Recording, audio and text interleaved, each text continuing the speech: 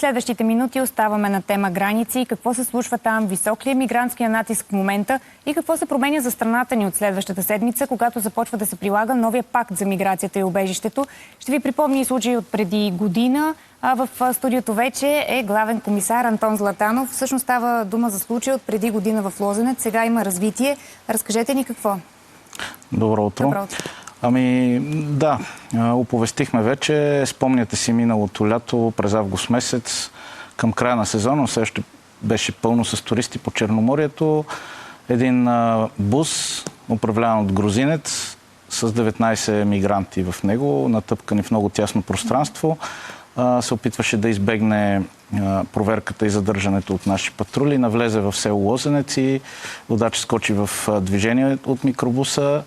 Опита се да избяга, пък микробуса се заби в паркирани автомобили и тогава, слава Богу, нямаше жертви и ранени. Мигрантите бяха спасени, заградихме района и на другия ден задържахме и грузинеца, който управляваше този автомобил. Но сега година по-късно задържате и други лица. Тези, които управляват, аз съм съгласен с човека, който говори и в клипа, те са инструктирани и особено когато им е трудно преминаването, когато ние имаме строги мерки, каналджиите от високите нива инструктират тези шофьори, които представляват най-ниското ниво на каналите за трафик на мигранти или на каквато и да е контрабанда, да са агресивни, да не спират на полицейските патрули. И тогава такъв случай се превръща в гонка, евентуално в катастрофа, застрашава се живота и здравето на хората, което ние се стараем да го избегнем. И именно поради тази причина не се задоволяваме с задържането само на шофьори, на тези ниски нива. Това обикновено са хора с престъпно мислене или затънали в дългове, с много нисък социален статус. Целта ни е да достигаме до високите нива, тези, които набират шофьорите, които им плащат. Още по-високите нива, които поддържат връзка с каналджиите от съседните държави. И когато разбием една такава група, този канал престава да съществува. Съответно, арестите, които сте извършили преди няколко дни, са именно от тази група, нали така, на хората? Аз си направих труда да ги изброя. От началото на 25-та до момента, това е 18-та организирана престъпна група, която ние неутрализираме. Стигнахме до тези високи нива. Изцяло международни са организаторите, нито един българин. Бяха 3 сирийци, молдовец, грузинец и йорданец. За тях всъщност в последно време беше трудно да преминат през българо-турската граница. Затова си бяха структурирали пътя на мигрантите, които превозват от Турция в Гърция и навлязоха на територията на България от Гърция. Ние ги очаквахме, проследихме и на удобно място преди да влязат в София ги задържахме, така че никой да не пострада. И веднага нашите екипи влязоха на адресите на 3 сирийци, които задържахме, а пък останалите, за които говоря, те са извън територията на страната. Единият от тях е уличаван и преди. Ние сме му издали забрана да бъде на територията на България. Всичките 6 лица са с повдигнати обвинения задочно. В София сте ги задържали? 3 сирийци бяха в София. Тук в столицата ли са живеели или пък са били за малко? Тук успяхте ли да разберете повече динамично. за тях? Това са хора с престъпно мислене. Те са конспиративни, предпазливи. Опитват се да избегнат по всякакъв начин на нашите мерки, но пък ние имаме достатъчно ресурс да достигаме до тях. Всъщност това е една доста интересна и трудоемка част от нашата работа. Когато започнеш едно разследване от най-ниското ниво, от този шофьор, да намираш доказателства, да намираш информация, да достигнеш до там кой му плаща на него и кой плаща пък най-отгоре, кой държи връзките с каналджиите в Турция. Вие с тези хора, какво разбрахте за тези групи? Разбрахме всичко. Разбрахме начина, по който преминават, как си набират шофьорите, къде ги оставят да преспят, как на другия ден или по-другия от София ги натоварват на друго превозно средство и се опитват да ги изкарат към границата с Сърбия или границата с Румъния. Документирахме, събрахме доказателства и затова пристъпихме в момента на задържането на поредната такава група, която наблюдавахме. Пристъпихме към реализация и те бяха задържани под надзора на Софийска градска прокуратура. Повдигнати са им обвинения. 3 сирийци са с постоянни мерки за задържане, а останалите 3 са обявени за издирване.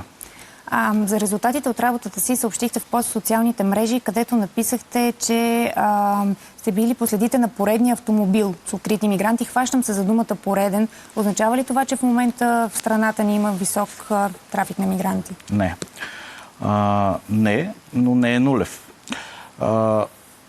На хората им е досадно да ги занимаваме с статистики, но искам да ви кажа, че ние много внимателно анализираме, за да проследим как се развиват процесите и да може да взимаме мерки. Вече сме средата на годината, това са близо 6 месеца. За 6 месеца на 2023 година мигрантския натиск е бил 55 000 мигранти. Тоест това са хората, които ние сме блокирали на границата и които сме задържали, ако са преминали на българска територия.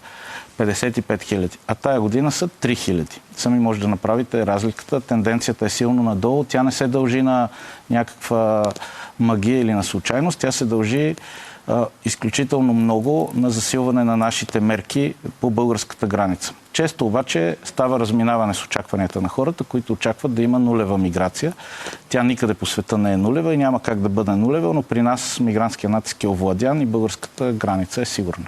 И все пак идват летните месеци, когато традиционно мигрантския натиск се увеличава. С каква структура работите? Какви мерки сте взели? Подготвени ли сте за това, което идва?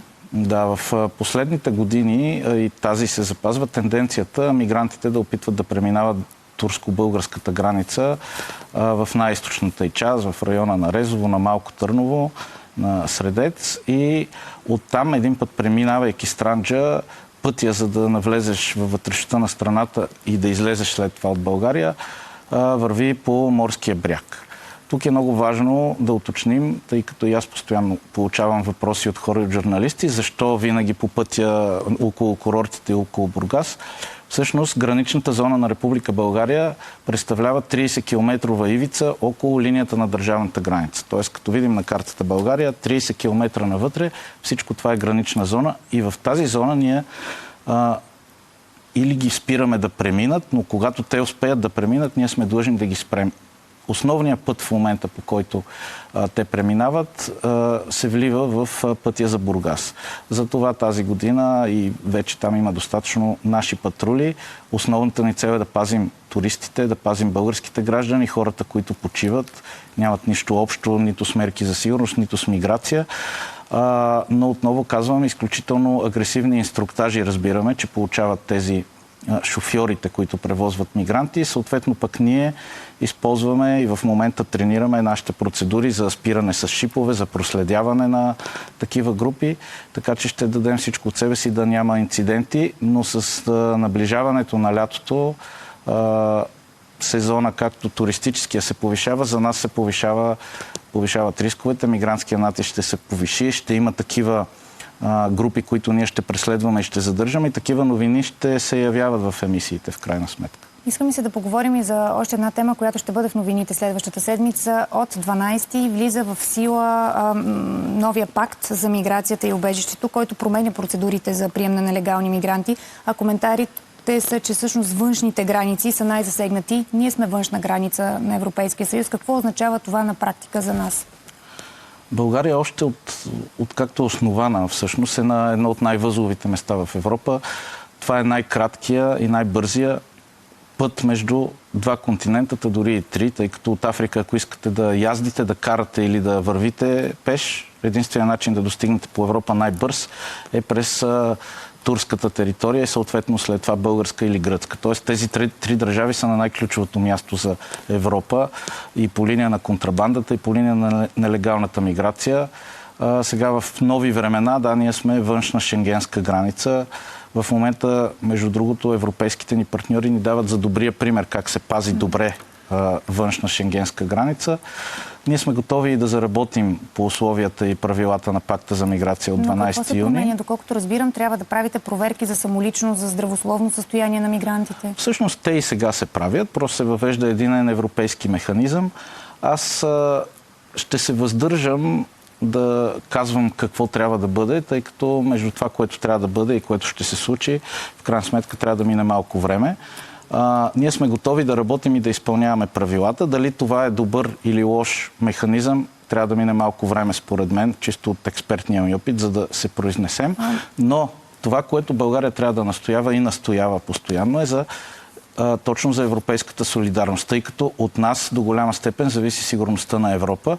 Ние трябва да получаваме и всякакъв вид помощ в технически средства, в финансови ресурси, а не да се счита, че когато ние овладеем мигрантския натиск, трябва да намалее солидарността към нас. Добре, но докато текат тези проверки, след това тези бежанци, които не могат да получат статут, трябва да бъдат изведени от страната. Докато текат тези проверки, къде ще бъдат настанявани бежанците? Имаме ли тези капацитети? Вижте, те и в момента, когато ги задържим, се минава подобна процедура. Сега просто ще бъде по друг начин. И в момента тези мигранти, преди да станат бежанци, тъй като това не са синоними, в момента, в който ние ги задържим, доста често, почти 100% вите случаи са да подадат молба за хуманитарен статут, с което се активира една процедура. Те биват задържани в домовете на МВР, на дирекция миграция, след това в домовете на Държавната агенция за бежанците. Сега тази процедура просто се променя. Отново тези три структури, гранична полиция, дирекция миграция и агенцията по бежанците, ще имат своите домове. Те са на същите места почти, в които и до момента са били, просто с различна организация на работа. Много кратък отговор ви моля. Имаше одобрение за изграждане на 2 бежански центъра край Средец и Симеоновград. Управляващите сега казаха, че ще анализират проекта. Какво се случва там? Имате ли информация? Това е извън моята компетенция, тъй като това не е предвидено да бъде в рамките на гранична полиция. Нашите ще бъдат в нашите бази, които в момента се намират в Драгоман и Елхово, и където и към момента имаме помещение за задържане на лица, така че това е деликатен въпрос и е от голяма степен от политическо значение. Аз не бих искал да се намесвам. Господин главен комисар, за финал, Олег Невзоров, имате ли информация да е преминавал през граничен пункт? В медиите излезе информация, че е преминал през Дуранкулак. Дуранкулак дали е граничен пункт след влизането на България в Шенген? Това е въпроса. Но предполагам, заради мигрантите има засилен... Гранични пунктове на българо-румънската и българо-гръцката граница няма от 1 януари 2025 година и това трябва да се осъзнае в крайна сметка и от медиите, и от обществото. Там не се извършват гранични проверки и ние сме част от шенгенското пространство.